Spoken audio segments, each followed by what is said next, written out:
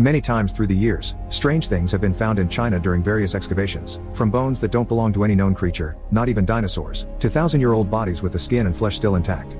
One of the scientists involved is Professor Yang Chelin, who in 1978 inaugurates Post 749 in the Kunlun Mountains, a special team dedicated to specifically finding out the secret behind all these mysterious discoveries. It is now 1979, and Hu Baiyi is one of the many soldiers working hard in the excavation. The job is exhausting and he often falls from sheer fatigue, but the professor's daughter Yang Ping is always there to support him and help him regain his strength. When Hu Baiyi met her for the first time, he felt like she had known her for a long time. The two of them have a bond that makes his friend Kang Sun jealous. After the team retrieves another giant skull from an unknown beast, the cave begins shaking and suddenly it explodes, destroying their whole camp. The soldiers, led by Officer Han Jiuyang, get their weapons ready to fight back, but the only ones to come out from the cave are Professor Yang and some workers. This incident isn't a complete loss, however. A path is opened inside the mountain, so they'll send a special team to go with Professor Yang to investigate. Yang Pin immediately volunteers to help her dad, and that causes Hu Baiyi to volunteer as well, which in turn makes Kang Sun come along too. The team enters the cave and follows the discovered path until they come across a giant chasm, which they proceed to climb down while noticing a butterfly-like creature flying around them. They eventually make it to an icy platform with another chasm in the middle, so they climb down this one as well until they find an unexplored cave filled to the brim with strange fossils. After wandering around for a while, they find an exit that comes out at a complete opposite mountain from the one they entered. There, Professor Yang tells Hu Baiyi that legends say somewhere in this area is the gate of an ancient kingdom belonging to a pent secret government. Their chat is suddenly interrupted when the other soldiers let them know of a very important find, a humongous paw print on the snow. While Han and the rest of the team finish installing a door at the mountain entrance, Professor Yang and his men begin following the trail of paw prints to find the beast that left them, which is actually nearby. The creatures they find first, however, are the little flying guys from the cave, but now they look at them more closely, they notice they aren't butterfly-like, they're weird-looking bats. Nothing happens when they land on a sleeve, but one of the soldiers catches one with his bare hand and that proves to be a mistake. He suddenly starts burning with a blue flame at an alarming speed until there's nothing left but his bones. Soon they're surrounded by these bats and the soldiers begin shooting to scare them away, but they lose a few men to the fire anyway. All the shots scare the giant beast and make it go away, but its sudden heavy turning causes an avalanche. The party starts running down the mountain as the snow swallows many of the soldiers, but there comes a point where they can't keep going. There's an abyss in front of them. They have no other choice but to jump, but before doing so, Professor Yang ties Hu Baiyi and his daughter together.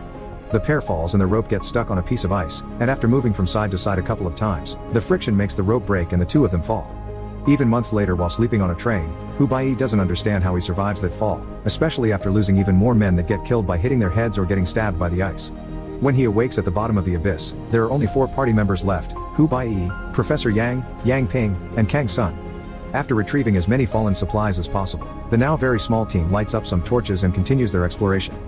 They come across a huge cave with a tall tower inside surrounded by building ruins that Professor Yang calls the Sacred Palace of Kunlun. The tower is said to have 9 levels where demon creatures have been sealed, and it's what Professor Yang has been looking for all this time. He gets on his knees in a sign of reverence, then lights up a candle waiting at some sort of altar, which creates a freaky tall flame that causes a bunch of bats to show up and surround the tower with a red glow. Professor Yang believes Hu Baiyi and his daughter can open the tower door, so he sends them, and when they walk in hand, the professor's theory shows to be true. The door opens and starts glowing as a light appears at the top of the tower, summoning a bunch of spirits that fill the room. But all of it suddenly goes away when Kang Sun puts out the candle, not liking the idea of opening the gates of the devil. The cave is beginning to collapse, so the group gets going before they are reached by the rocks or the bats, who are now chasing after them. Kang Sun sacrifices himself and stays behind to serve as bait, getting killed by the bats' blue fire and taking out a bunch of them when his body explodes. There's still a bunch of bats free though, and they go after the remaining trio, who at least have put some distance between them. They find an exit, but they can't go much further. It takes them to a high edge behind a waterfall. The bats catch up and, as Hu Baiyi tries to fight them off with a torch, they manage to bite him and start a fire on his shoulder. Yang Ping pushes him off the edge so he falls into the water to put the fire off, and she and her dad quickly follow. Hu Baiyi and Yang Ping find each other underwater but are quickly pushed apart by another giant dinosaur-like creature that captures Yang Ping in its mouth and takes her away. Devastated, Hu Baiyi swims out of and makes his way back to base under freezing temperatures. The burn on his shoulder is taken care of while Officer Han tells him they've found all the party's bodies except Yang Ping's and the professor's. Hu Baiyi is the only survivor. He decides to quit this life and return home, but on the train ride, he keeps imagining Kang Sun is there with him and disappointing himself when the illusion goes away. Hu Baiyi gets out at a train station near the countryside and is picked up by his new employer Mr. Wang, unaware that Officer Han and scientist Chen Dong are looking for him. The year is 1982 now, and Hu Baiyi begins working at Mr. Wang's library, which makes for a very peaceful life. When they go to have lunch together, Mr. Wang takes him to a local restaurant where Hu Baiyi is shocked to reunite with childhood friend Wang Kexuan, who works there as an entertainer. Hu Baiyi suspects Mr. Wang has taken him there on purpose. While working at the library, Hu Baiyi finds a book of Professor Yang's research that even includes an illustration of the Demon Tower, making realize opening it has always been the professor's goal, and he also has always known Hu Baiyi and Yang Ping could do it, which is why he tried to keep them together and safe. Meanwhile, at post 749, the explorers found a coffin with a living woman inside that looks just like Yang Ping but calls herself Shirley. She seems to have some mysterious powers that she can't control but no memory of Yang Ping, so for now, they'll keep her locked and under constant watch while they offer her treatment.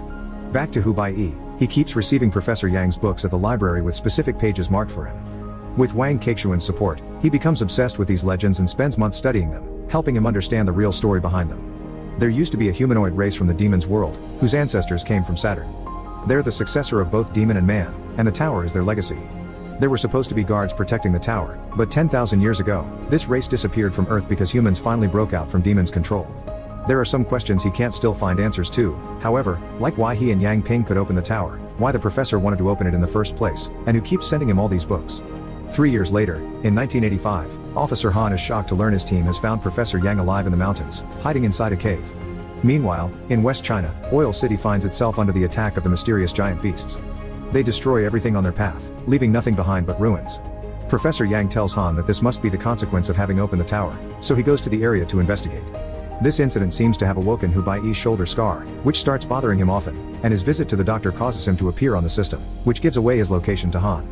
One afternoon, the shoulder pain gets so strong that suddenly it lights a fire on Hu Baiyi's back, and he begins to display powers of his own, making every piece of furniture in the library float.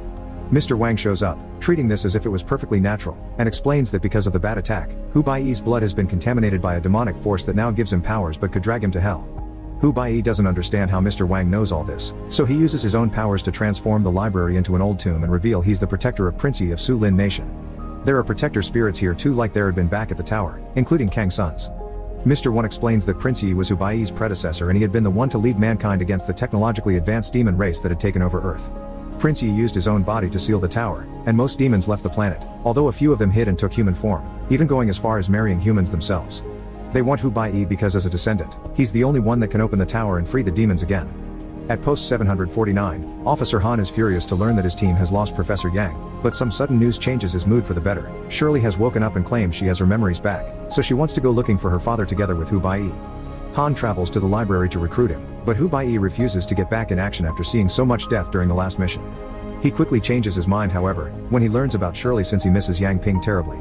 Mr. Wang thinks it's a bad idea for him to go when demons want to capture him to reopen the tower, but Hu Baiyi wants to understand how Yang Ping has come back to life, and now the beast spirits are attacking the prince's tomb too, so something needs to be done about it at the source. Hu Baiyi leaves the library with Wang Kexuan, who wishes to help. They travel to northern China where they meet the team that will be looking for the Professor Chen Dong, a woman called Cao Weiwei, a bunch of soldiers, and of course, Shirley. Hu Baiyi can't stop crying when he sees her again, but while she remembers his name, she acts rather coldly towards him and insists to be called Shirley instead of Yang Ping. The team travels through the desert by using camels. After a few days of peace, they suddenly find themselves in a sandstorm, so they ride away as fast as they can to leave it behind. There's a little detail they don't notice though. The only reason why the sandstorm doesn't follow them anymore is that they cross an invincible force shield that keeps the storm away as they enter the ruins of Oil City. Once they dismount in a safe area, they realize they actually lost a few men during their escape, including Wang Kexuan. This second group is still in the middle of the desert without their camels, so they're trying to reach the well site they've seen in the distance when suddenly, they're attacked by one of these demon creatures. They split as they run away, and the demon kills one of the soldiers as the rest of the group reaches the well site, only to find a second demon there.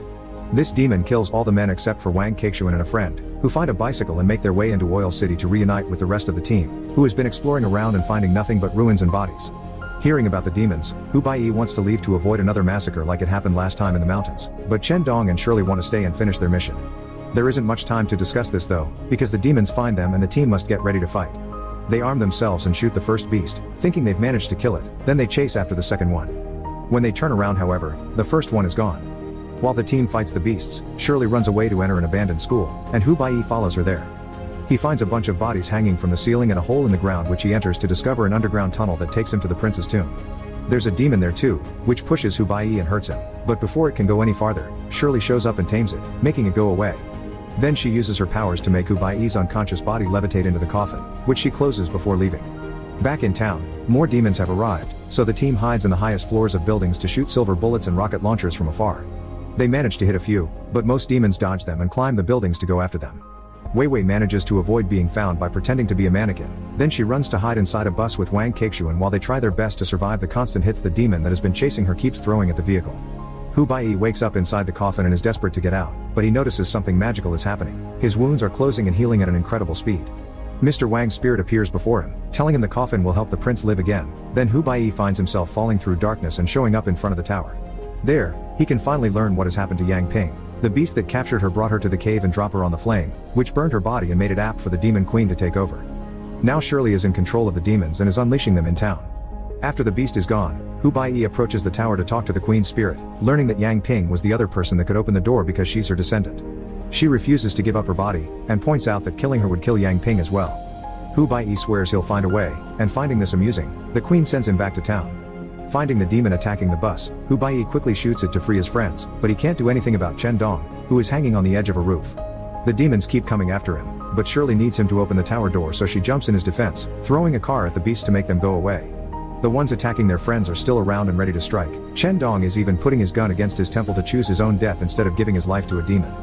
But at the moment, Hu Baiyi looks into Shirley's eyes and realizes he'll never get Yang Ping back, so he shoots her 3 times, causing all the demons to disintegrate and the tower to crumble.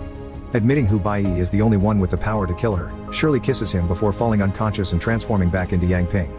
Hu Baiyi cries over her death, but Yang Ping suddenly speaks and expresses how glad she's to see him one more time, so Hu Baiyi picks up her body and takes it to the prince's coffin, hoping to heal her. He lays down with her inside, and as he touches her forehead with his, he gets a vision of her memories. Yang Ping had powers since she was a little kid, including the ability to bring beings back to life, but her mother forbid them to use them. It wasn't until she saw her burn in blue fire that she understood her mother was a descendant from the demons that took a human form and married normal people. This is why Professor Yang had been researching the tower his whole life. He hoped one day he could save his daughter from the destiny that awaited her. Back in the cave, the only reason why they survived the fall was that Yang Ping had used her powers to revive them all. Before the connection ends, Yang Ping tells Hu Baiyi that she loves him and requests not to give up on trying to find her father. Hu Baiyi respects this wish and leaves the desert with his team on the camels, ready to keep on searching while a giant beast watches them from afar.